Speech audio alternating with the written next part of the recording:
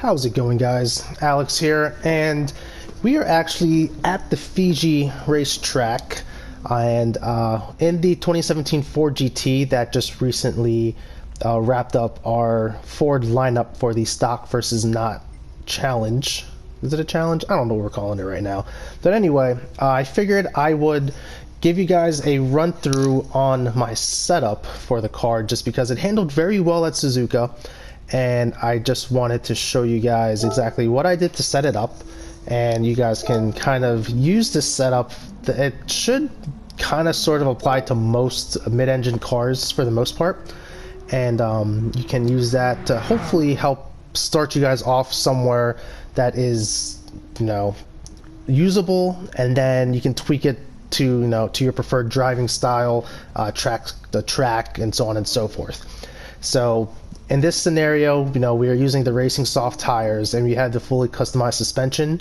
Now, if you're using if you're in like daily race and you have like the BOP on, but there's suspension tuning, typically you are able to adjust things such as the roll bar, the compression, dampening, natural frequency, and the camber angle.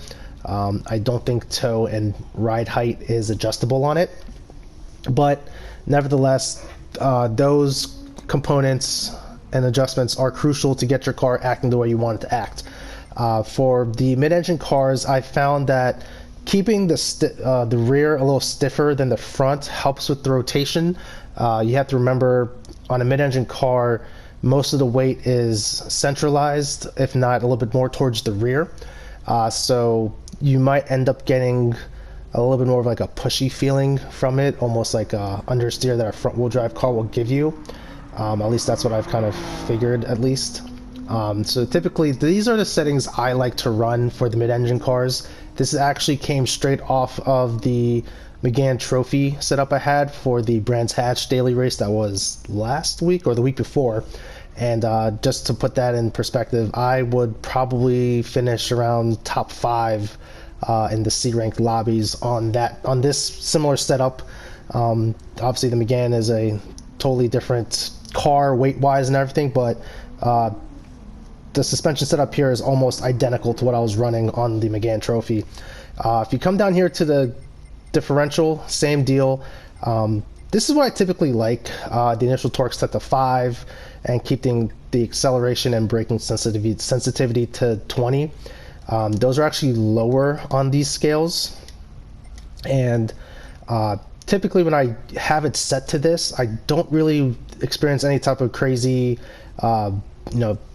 weight change, or the car doesn't really get too squirrely on exits or under braking and turning. So that's what I like it to be set at, and the car is pretty manageable for the most part. I typically do not touch downforce, to be honest with you. You can always play with downforce depending on if the track is a little more technical or if you have more longer straights.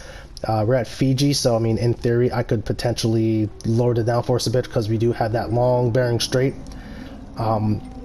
In private lobbies or on a single player mode, if you want to play at the ballast, I try to go for that 50-50 weight distribution, or as close as you can get to it. Seems to balance out the car a little bit more. So like I said, this car being a mid-engine rear-wheel drive vehicle, most of the weight is center and to the back, so I have it pushed up to the front as much as I can. Actually, I could add some more weight if I wanted to. Let's see if we can get that to 50-50. I did not have it set to 50-50 during that run that beat out the SVT Raptor.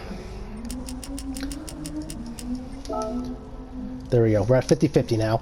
Only added a few more pounds to it, nothing crazy. About 89 pounds of ballast. And of course, you can switch up the gearing to your transmission to the type of track you're at, so on and so forth. That just takes lots of time and tweaking to get to. I usually do not touch transmission tuning unless it's really needed.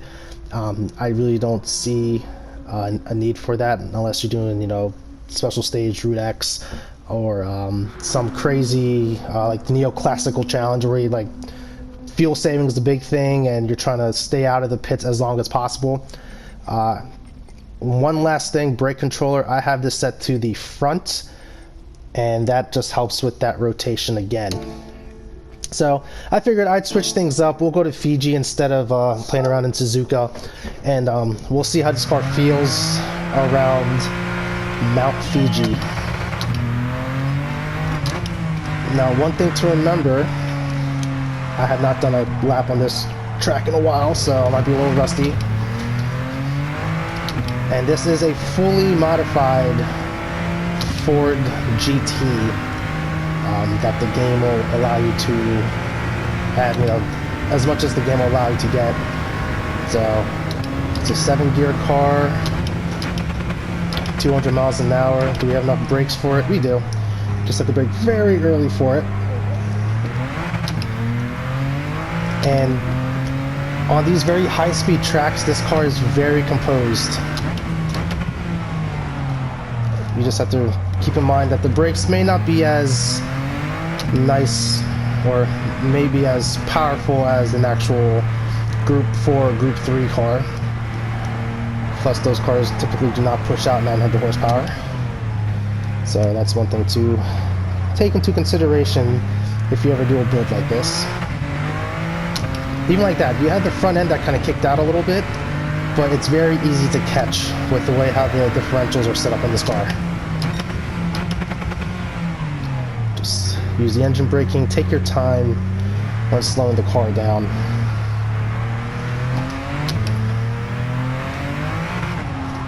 See, back end kicks out again. Easily caught, or easily caught. I don't know. But yes, this type of setup is very friendly to the beginner user. If you're on the wheel, at least. I haven't tried to set up on the controller yet, but I would assume it's somewhat livable with. And the car is just very planted through the turns, and not that much wheel spin coming out. Everything just works very easily for the user. And it's very friendly to use, very easy to get. It's actually very easy to remember too. We're gonna straight out brake the Ghost. With the wing, this thing just looks like it's GT4 and GT3 counterpart, which is kind of funny. Just like that, we're around the Ghost. I like this sweeper right here. This is a good test to see how well the car is aligned if you're going to understeer or oversteer off. And this little turn right here is something that took me forever to figure out how to do. I always tried to treat it like a V almost, but in reality you can actually just make your turn and just be straight, and it's going to go in the right direction that you need to go in.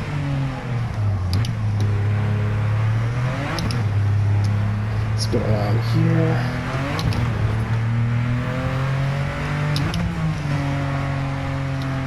So there you guys have it, the setup for the Ford GT.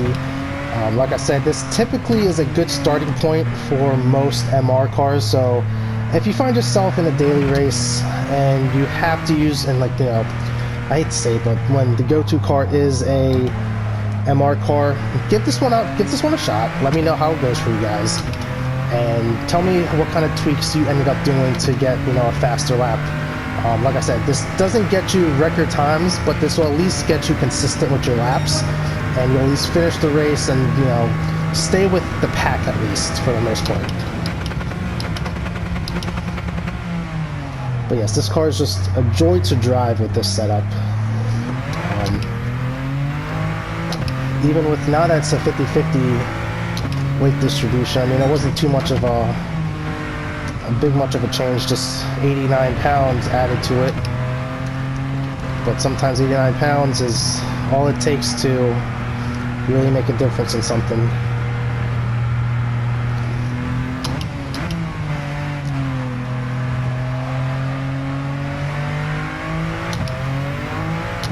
Yeah, this car feels really good. Yeah, I mean, go ahead, get yourself a Ford GT on the car dealerships, get this set up, and let me know what you guys think. I think this thing feels pretty much almost perfect. You can drive it hard, and you can pretty much tell it whatever you want it to do, and it will do it. And when it comes to like tire wear, if you're in like a daily race, this thing is not bad at all.